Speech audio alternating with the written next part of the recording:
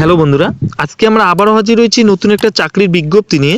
আজকে আমরা যে বিষয় নিয়ে আলোচনা করব, ওয়েস্ট বেঙ্গল কোঅপারেটিভ সার্ভিস কমিশনের পক্ষ থেকে আবারও কিন্তু নতুন করে কর্মী নিয়োগের বিজ্ঞপ্তি প্রকাশ করা হয়েছে। এখানে যেটা বলা হয়েছে মূলত কিন্তু ক্লার্ক পদে এখানে নিয়োগ করা হচ্ছে। তো ক্লার্ক গ্রুপ সি পদে কিন্তু এখানে নিয়োগ করা হবে। তবে আজকে আমরা এই ভিডিওতে বিস্তারিত আলোচনা করব কিভাবে আপনারা আবেদন করবেন, লাস্ট ডেট কি বলা হয়েছে, কবে থেকে আবেদন প্রক্রিয়া শুরু হতে চলেছে, সম্পূর্ণ একে একে আজকে আমরা এই ভিডিওতে আপনাদের সঙ্গে আলোচনা করব। আপনারা যদি ডাব্লিউবি জব নিউজ চ্যানেলটিতে নতুন হয়ে থাকেন, চ্যানেলটিকে অবশ্যই সাবস্ক্রাইব করে বেল আইকনে ক্লিক করে রাখবেন এরকম নতুন নতুন চাকরির আপডেট সবার আগে পাওয়ার জন্য। এছাড়াও যারা এখনও আমার হোয়াটসঅ্যাপ এবং টেলিগ্রাম গ্রুপে জয়েন হননি, ডিসক্রিপশনে লিঙ্ক পেয়ে যাবেন, সেখানে ক্লিক করে আপনারা জয়েন হতে পারেন। আমি প্রতিনিয়ত নতুন নতুন চাকরির আপডেট সেই গ্রুপে দিয়ে থাকি, সেখান থেকে সরাসরি আপনারা সম্পূর্ণ বিস্তারিত জানতে পারবেন। তো চলেন স্টার্ট করা যাক। এখানে যেটা বলা হয়েছে কি কি পদে এখানে নিয়োগ করা হচ্ছে বা কোন পদে এখানে নিয়োগ করা হবে, এখানে যেটা জানানো হয়েছে মূলত কিন্তু ডাব্লিউবিসিএসসির তরফ থেকে যেটা জানানো হয়েছে, এখানে বিজ্ঞপ্তি অনুযায়ী যেটা বলা হয়েছে গ্রুপ সি অর্থাৎ ক্লার্ক পদে কিন্তু এখানে নিয়োগ করা হবে। তো এখানে গ্রুপ সি ক্লার্ক যেটা রয়েছে সেই পদে কিন্তু এখানে নিয়োগ করা হচ্ছে। এখানে যেটা নিয়োগের স্থান যেটা বলা হয়েছে বা কোথায় কোথায় এই নিয়োগটি করা হচ্ছে, এখানে যেটা জানানো হয়েছে রাজ্যের সমবায় ব্যাংকগুলিতে ক্লার্ক পদে কিন্তু এখানে নিয়োগ করা হবে। তো রাজ্যে যে সমস্ত সমবায় ব্যাংক রয়েছে সেই ব্যাংকে কিন্তু প্রতিটি ব্যাংকে কিন্তু এখানে নিয়োগ করা হচ্ছে। প্রতিটি জেলা থেকে এবং প্রতিটি ব্লকে কিন্তু এখানে নিয়োগ করা হবে। তো পশ্চিমবঙ্গের যে কোনো জায়গা থেকে চাইলে আপনারা এখানে আবেদন করতে পারেন, ছেলে মেয়ে উভয় এখানে আবেদন করতে পারবেন। এর পরবর্তীতে যেটা জানানো হয়েছে বয়স সীমা বা এই পদে যারা আবেদন করবেন তাদের যেটা এখানে বয়সের কথা বলা হয়েছে। তো এখানে যেটা জানানো হয়েছে ডাব্লিউবিসিএসসির তরফ থেকে যেটা জানানো হয়েছে, যারা যারা এখানে ক্লার্ক পদে আবেদন করতে চাচ্ছেন তাদের নিম্নতম 18 থেকে 40 বছরের মধ্যে হলে কিন্তু আপনারা এখানে আবেদন করতে পারবেন। তো 18 থেকে 40 বছরের মধ্যে যারা রয়েছেন তারা এখানে আবেদন করতে পারেন।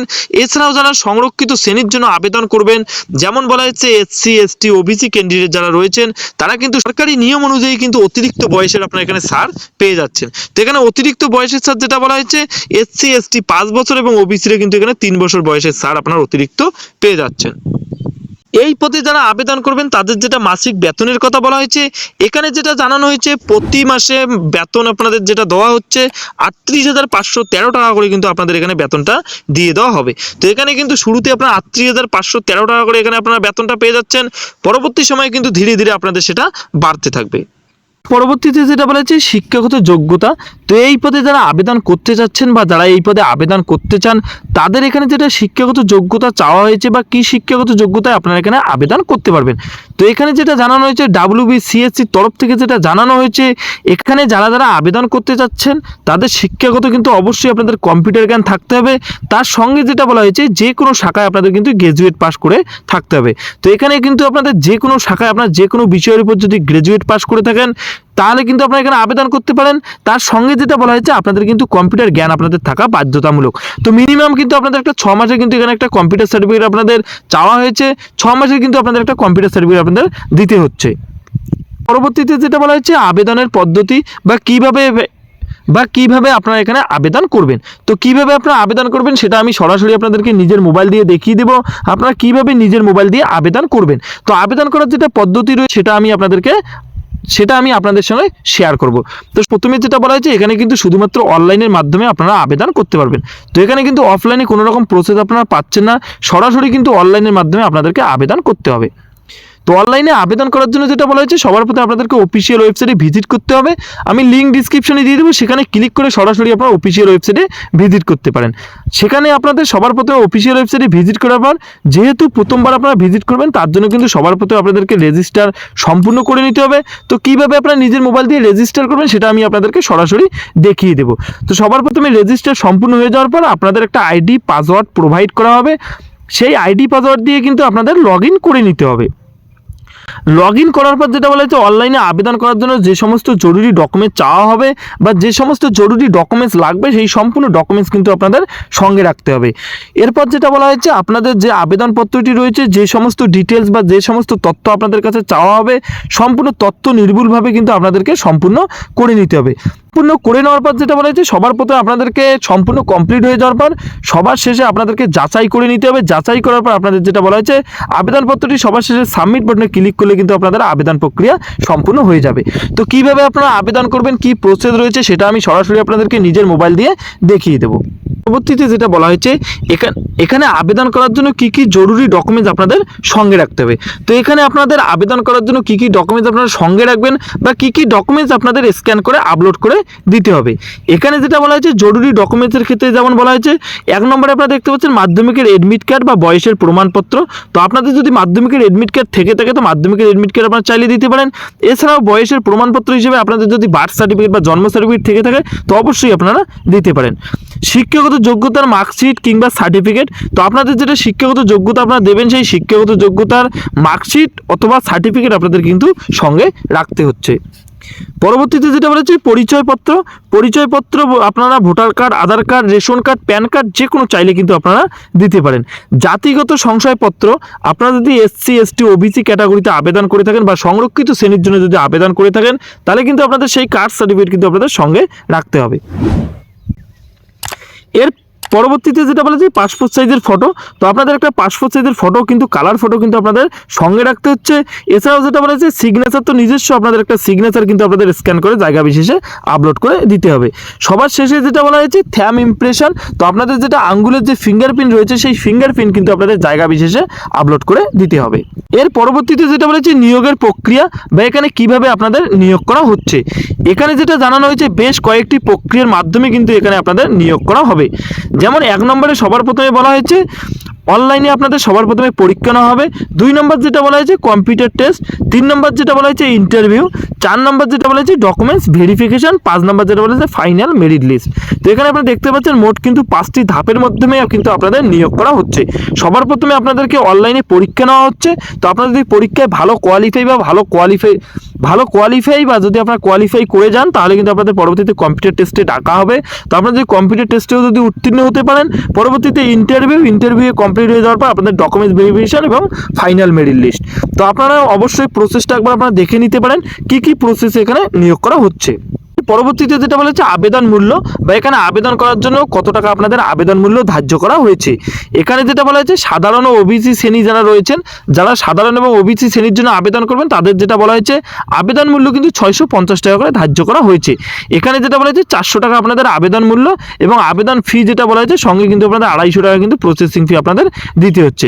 সব মিলিয়ে কিন্তু মোট এখানে আপনাদের 650 টাকা এবং অন্যান্য সংরক্ষিত শ্রেণী যেটা রয়েছে যেমন এসসি এসটি ক্যান্ডিডেট রয়েছেন তাদের কিন্তু এখানে যেটা বলা যায় শুধুমাত্র কিন্তু 250 টাকা এখানে আবেদন মূল্য আপনাদের জমা করতে হবে। তো এই আবেদন মূল্য আপনাদের জমা করার জন্য credit card, debit card, net banking যে কোনো মাধ্যমে কিন্তু আপনারা এখানে জমা করতে পারবেন।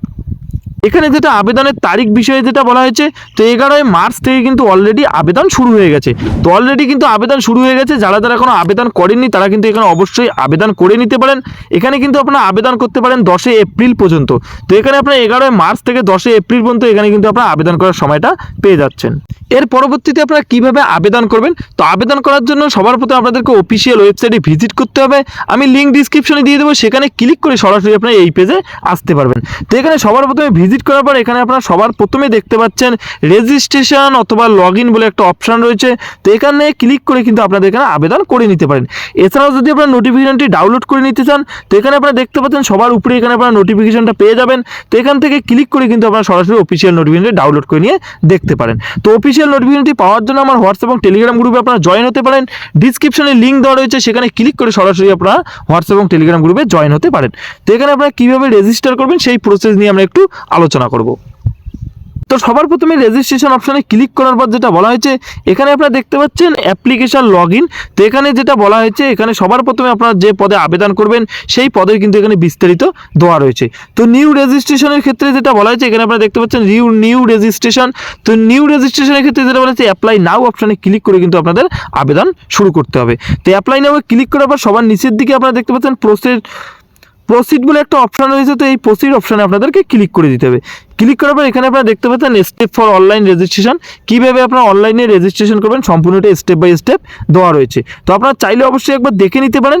তো সবার নিচে আপনারা দেখতে পাচ্ছেন এখানে একটা তো এখানে আপনারা দেখতে পাচ্ছেন সবার নিচে এখানে একটা টিক মার্কের অপশন রয়েছে। তো এখানে আপনাদেরকে টিক মার্ক করে যেটা বলা হয়েছে প্রসেস ফর রেজিস্ট্রেশন অপশানে আপনাদেরকে ক্লিক করে দিতে হবে। তো প্রসেস ফর রেজিস্ট্রেশনে ক্লিক করার পর যেটা বলা হয়েছে আপনাদের এখানে যেটা পদ বা যে সমস্ত পোস্ট রয়েছে কোঅপারেটিভ ইনস্টিটিউট, এখানে সম্পূর্ণ আপনারা দেখতে পাচ্ছেন পোস্ট ক্যাটাগরি সম্পূর্ণ বিস্তারিত এখানে আপনারা পেয়ে যাবেন। তো এখানে যেটা বলা হয়েছে নর্মাল বেসিক ডিটেলস দিয়ে কিন্তু আপনাদের এখানে অ্যাপ্লিকেশন ফর্মটিকে ফিল আপ করতে হবে। যেমন এখানে বলা হয়েছে পার্সোনাল ডিটেলস, তো পার্সোনাল ডিটেলসে আপনাদের ফার্স্ট নেম মিডিল নেম যেটা বলা হয়েছে সেটা এখানে বসিয়ে দেবেন। পরবর্তীতে যেটা বলা হয়েছে father's name mother's name category, এখানে যেটা বলা হয়েছে ইস ডোমিক্লিন অফ ওয়েস্ট বেঙ্গল, আপনি ওয়েস্ট বেঙ্গলের একজন বাসিন্দা কিনে এখানে আপনাদেরকে সিলেক্ট করে দিতে হবে। সিলেক্ট করার পরবর্তীতে আপনারা দেখতে পাচ্ছেন আপনাদের জন্ম তারিখ বসিয়ে দিতে হবে, জেন্ডার ন্যাশনালিটি রিলিজিয়ান সম্পূর্ণ আপনাদের বসিয়ে দিতে হবে। বসিয়ে দেওয়ার পর পরবর্তী প্রসেস এখানে আপনারা দেখতে পাচ্ছেন অ্যাড্রেস ডিটেলস, তো আপনাদের অ্যাড্রেস যেটা রয়েছে সেটা এখানে আপনারা বসিয়ে দেবেন।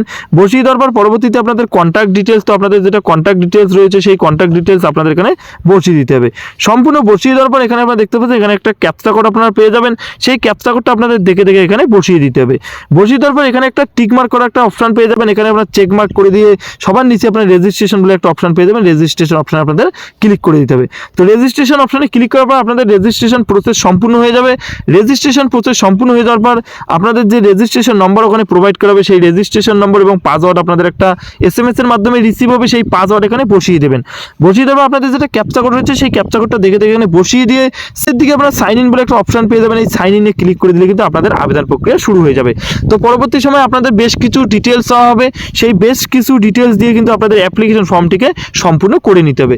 সম্পূর্ণ করে নেওয়ার পর আপনাদের যে সমস্ত ডকুমেন্টস চাওয়া হবে সেই সমস্ত ডকুমেন্টস আপনাদের জায়গা বিশেষে আপলোড করে দিয়ে সাবমিট বাটনে ক্লিক করলে কিন্তু আপনাদের আবেদন প্রক্রিয়া সম্পূর্ণ হয়ে যাবে। তো আপনাদের অ্যাপ্লিকেশন ফর্মটি ফিল আপ করতে বা নোটিফিকেশনটি পেতে কোনো রকম সমস্যা হলে আমাকে অবশ্যই কমেন্টস বক্সে আপনারা জানাতে পারেন, আমি যথার্থ চেষ্টা করবো আপনাদের উত্তর দেওয়ার জন্য। তো এই ছিল আজকে কিছু গুরুত্বপূর্ণ আপডেট।